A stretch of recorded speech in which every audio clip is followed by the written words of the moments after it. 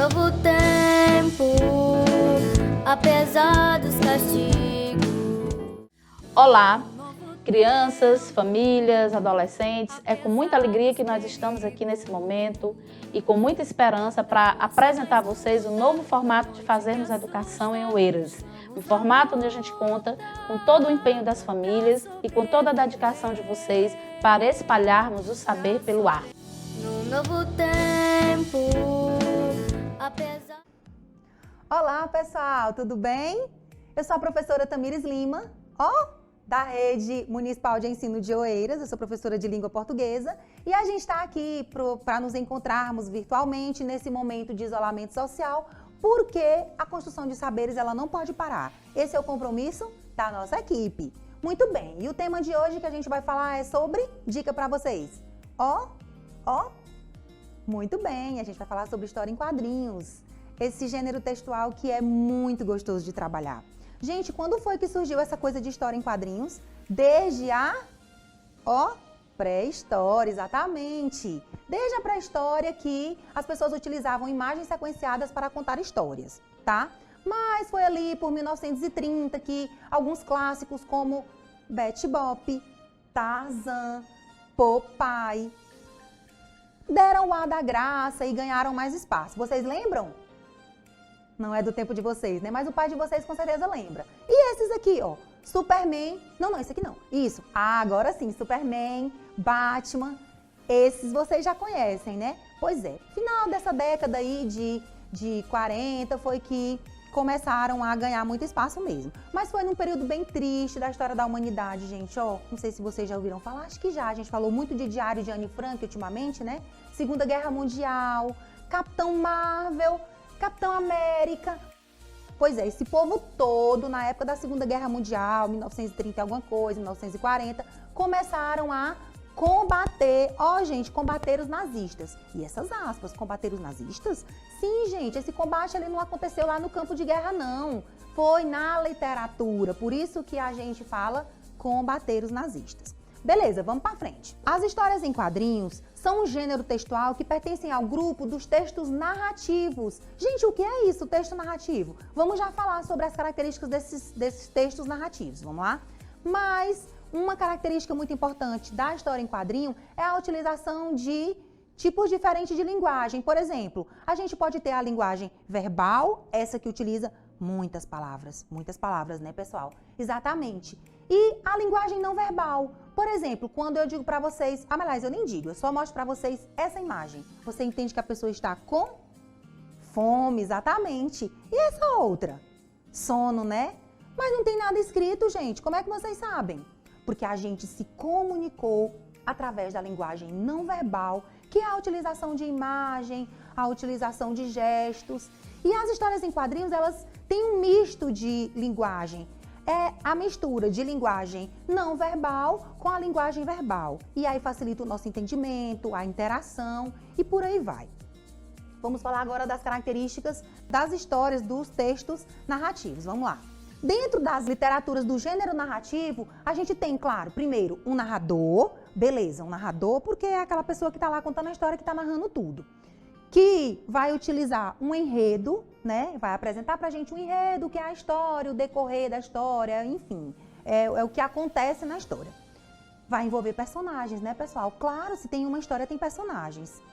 Dentro de um tempo, porque toda história acontece dentro de um tempo, de um espaço também, espaço físico, de um espaço psicológico, e utiliza ainda de um discurso, exatamente.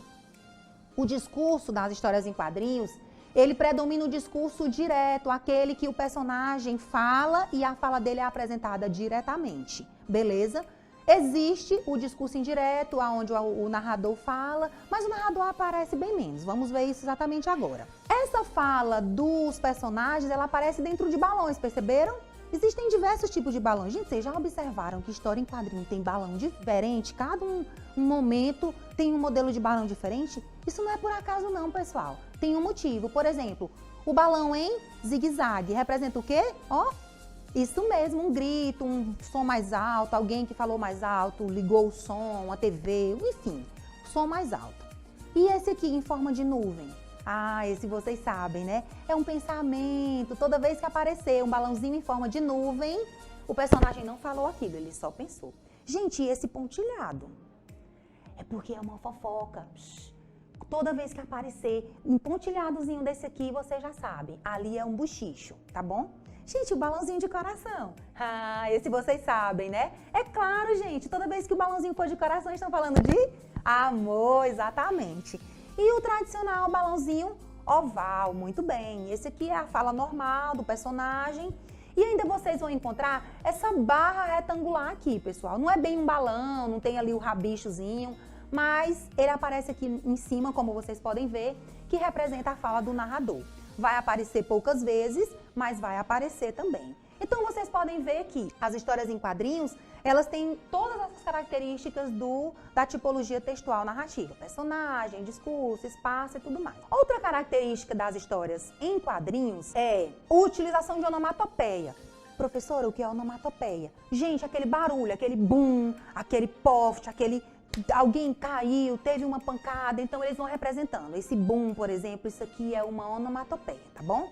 E o abuso dos sinais de pontuações, por exemplo, interrogação, exclamação, reticências para representar ali uma pausa na fala. Isso é muito forte também nas histórias em quadrinhos. É por isso que a história ela é bem emocionante, ela acaba envolvendo muito a gente.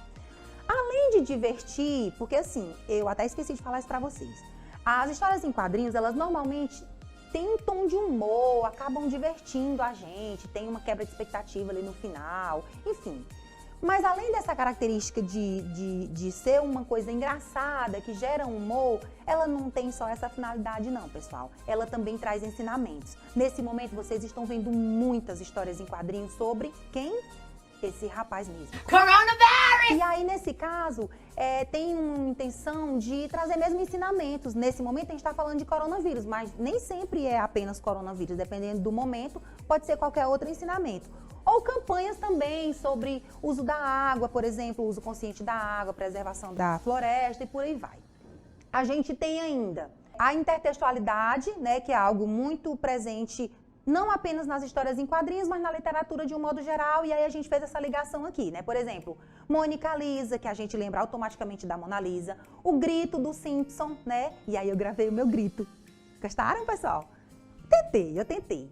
E os três porquinhos e o Cascão, né? Que eu não sei por que o Cascão está aqui dentro dessa história, mas tudo bem, né? Não entendi. E aliás, gente, ex-Cascão, vocês viram? Na época de pandemia, o que ele fez? Ele banhou. Nossa, tira essa imagem. O cara tá pelado.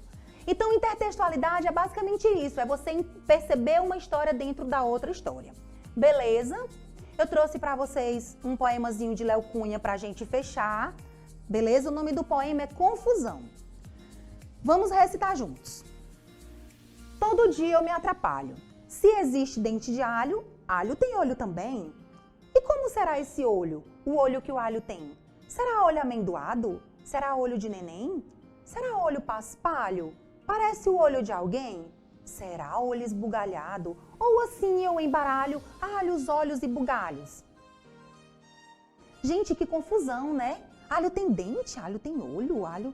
Não entendi. Mas assim, o que o autor fez foi brincar com o recurso da língua portuguesa, muito interessante, por sinal, que é a polissemia. A polissemia é justamente essa característica de algumas palavras de apresentar mais de um significado. Então a gente vê aí que esse dente pode ser o dente da gente e pode ser o dente, que é um dos gomos que compõe uma cabeça de alho. E aí a gente já está de novo aqui falando outra palavra polissêmica, porque alho tem cabeça. Estranho, né, gente? Pessoal, eu gostaria de dizer a vocês que o nosso encontro virtual de hoje chega ao fim com uma sensação de saudade, mas também de felicidade, porque temos aprendido tantas coisas legais, não é verdade? Muitas coisas nós aprendemos hoje. Falamos de história em quadrinhos, de gênero textual quadrinhos, de características do tipo narrativo, de polissemia, de intertextualidade. E aí nos veremos muito em breve nos próximos encontros, pois serão tantos. Gente, beijos e até mais!